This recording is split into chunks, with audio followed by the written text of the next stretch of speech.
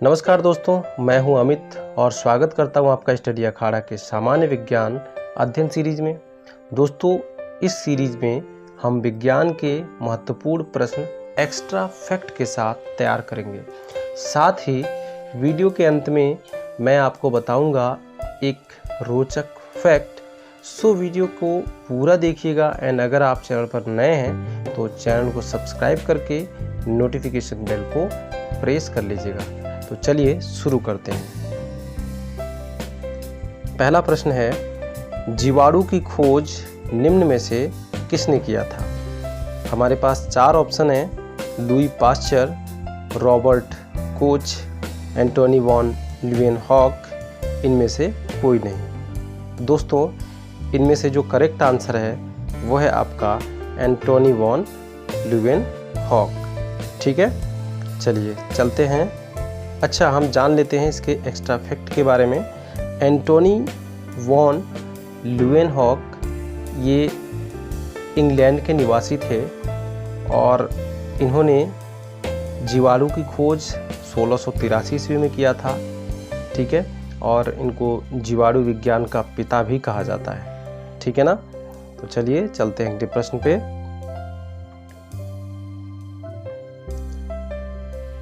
निम्न में से रेबीज का टीका का खोज किसने किया था? हमारे पास ऑप्शन है: लुई पाश्चर, डब्ल्यू वॉल्टियर, एक्लर, थियोफ्रेस्टस। तो इसका जो करेक्ट आंसर है वो है लुई पाश्चर। ठीक है, अब ये जो रेबीज क्या होता है, ठीक है, रेबीज के बारे में जान लेते हैं। रेबीज पागल कुत्तों या गीदड़ या भेड़िया आदि के काटने से होता है। ठीक है, और ये लुई पाश्चर कौन थे? ये एक फ्रांस के निवासी थे। ठीक है, अच्छा, जब फ्रांस की बात आ गई तो थोड़ा सा हम लोग सामान्य अध्ययन में पहुंच चलते हैं। अगर फ्रांस के ये थे तो फ्रांस की राजधानी क्या है दोस्तों? तो फ्रांस की राजधानी है पेरिस। ठीक है, याद रखिएगा क्या है? पेरिस। नेक्स्ट क्वेश्चन, गुणसूत्र की खोज किसने किया था? हमारे पास चार ऑप्शन है: डब्ल्यू वॉल्टेयर ने, एस वेंजियर, थियोफ्रेस्टस या इनमें से कोई नहीं। इसका जो राइट आंसर है दोस्तों वो है डब्ल्यू वॉल्टेयर। ठीक है, अच्छा, अब गुणसूत्र की खोज कब हुई थी? गुणसूत्र की खोज हुई थी 1888 ईस्वी में। और अच्छा, एक चीज़ और आता है गुणसूत्रों के बारे में ही, जीनोम। उसी से रिलेटेड एक शब्द है जीनोम। तो जीनोम किसको बोला जाता है? तो गुणसूत्रों में जो पाए जाने वाले जो आनुवंशिक पदार्थ होते हैं उसी को हम क्या कहते हैं? जीनोम कहते हैं। ठीक है, गुणसूत्र के अंदर पाए जाने वाले जो आनुवंशिक पदार्थ हैं उनको ही जीनोम कहा जाता है। ठीक है, तो नेक्स्ट क्वेश्चन पे चलते हैं। इनमें से कौन सजीव व निर्जीव के बीच की कड़ी है? ऑप्शन दिए हुए हैं: जीवाणु, कवक, विषाणु, शैवाल। जो करेक्ट आंसर है दोस्तों वो है आपका विषाणु। ठीक है, ये विषाणु जो है सजीव व निर्जीव के बीच की कड़ी है। ठीक है, और विषाणु की खोज कब हुई थी? 1892 ईस्वी में। किसने किया था? इवान विस्की ने किया था। ठीक है, ये रूस के वैज्ञानिक थे। अगर रूस की बात आ गई है तो रूस की राजधानी क्या है उसको भी जान लेते हैं। तो रूस की राजधानी क्या है? मॉस्को है। ठीक है, चलिए चलते हैं नेक्स्ट क्वेश्चन पे। रक्त की प्रकृति कैसी होती है? किस नेचर का होता है रक्त? ठीक है ना? तो चार ऑप्शन है: क्षारीय, अम्लीय, उदासीन या अति क्षारीय। कैसा होता है इसका रक्त की जो प्रकृति होती कैसी होती है? जो राइट ऑप्शन है वो है क्षारीय। ठीक है, अच्छा, रक्त की जो पीएच वैल्यू होती है कितने से? 7 से ऊपर होती है ना। जब 7 से ऊपर होती है तो उसको हम क्षारीय बोलते हैं। ठीक है, और 7 से जब नीचे पीएच वैल्यू होता है तो उसको हम बोलते हैं अम्लीय। ठीक है, और जहाँ 7 होता है वहाँ पे क्या होता है? उदासीन होता है। तो पीएच, रक्त की जो पीएच वैल्यू है, ब्लड की जो पीएच वैल्यू है वो 7.4 होता है। ठीक है, और यह एक क्या होता है? संयोजी ऊतक है। ठीक है, शरीर में शरीर के भार का लगभग 7% ब्लड पाया जाता है। ठीक है ना। चलिए चलते हैं नेक्स्ट क्वेश्चन पे। वाहनों में ड्राइवर की सीट के बगल में कौन सा दर्पण लगा होता है? ऑप्शन है अवतल दर्पण, उत्तल दर्पण, समतल दर्पण या इनमें से कोई नहीं। तो करेक्ट आंसर है उत्तल दर्पण। चलिए चलते हैं नेक्स्ट क्वेश्चन पे। पानी के अंदर हवा का एक बुलबुला किस लेंस की भांति कार्य करता है? 4 ऑप्शन दिए हुए हैं, अवतल लेंस, उत्तल लेंस या समतल दर्पण या इनमें से कोई नहीं। तो करेक्ट आंसर है अवतल लेंस की तरह। ठीक है, पानी के अंदर हवा का जो बुलबुला होता है वो अवतल लेंस की भांति कार्य करता है। चलिए चलते हैं अगले क्वेश्चन पे। रेडियो एक्टिवता की खोज किसने किया था? यहाँ पे थोड़ी सी मिस प्रिंटिंग हो गई है, सो उसको आप समझ लीजिए। रेडियो एक्टिवता एक ही वर्ड है। ठीक है, अब रेडियो एक्टिवता की खोज किसने किया था? 4 ऑप्शन है, हेनरी बेकेरेल, मैडम क्यूरी, फैराडे या इनमें से कोई नहीं। तो दोस्तों जो राइट ऑप्शन है वो है हेनरी बेकेरेल ने। ठीक है ना। किसने खोज किया था रेडियो एक्टिवता की? हेनरी बेकेरेल ने किया था। ठीक है, चलिए चलते हैं नेक्स्ट क्वेश्चन पे। सूर्योदय व सूर्यास्त के समय सूर्य लाल क्यों प्रतीत होता है?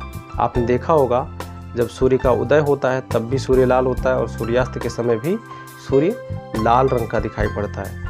ऐसा क्यों होता है? हमारे पास 4 ऑप्शन दिए हुए हैं। लाल रंग का प्रकीर्णन सबसे अधिक होता है। ठीक है, दूसरा है लाल रंग का प्रकीर्णन सबसे कम होता है इसलिए, या लाल रंग का प्रकीर्णन नहीं होता है इसलिए ऐसा प्रतीत होता है, या इनमें से कोई नहीं। जो राइट आंसर है, ठीक है, जो करेक्ट आंसर है वो है लाल रंग का प्रकीर्णन सबसे कम होता है। ठीक है, क्या होता है? सबसे कम होता है, इसलिए सूर्योदय व सूर्यास्त के समय सूर्य लाल प्रतीत होता है। चलिए चलते हैं नेक्स्ट क्वेश्चन पे। तांबा का शत्रु तत्व है इनमें से कौन? कार्बन, नाइट्रोजन, हाइड्रोजन या फिर गंधक? तो राइट आंसर है वो है गंधक।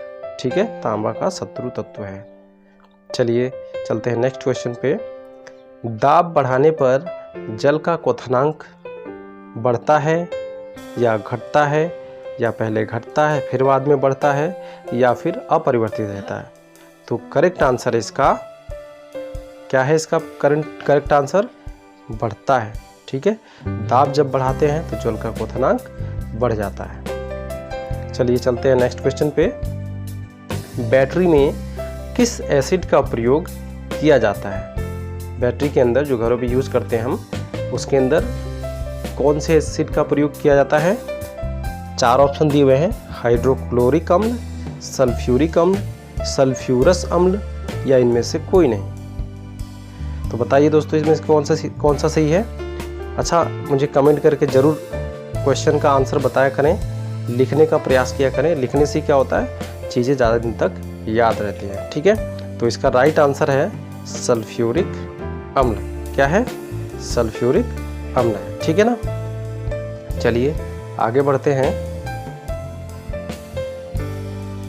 निम्न में से किस कार्बनिक यौगिक की गंध फलों जैसी होती है? ठीक है, 4 ऑप्शन है, अल्कोहल, ईथर, एस्टर और एल्डिहाइड।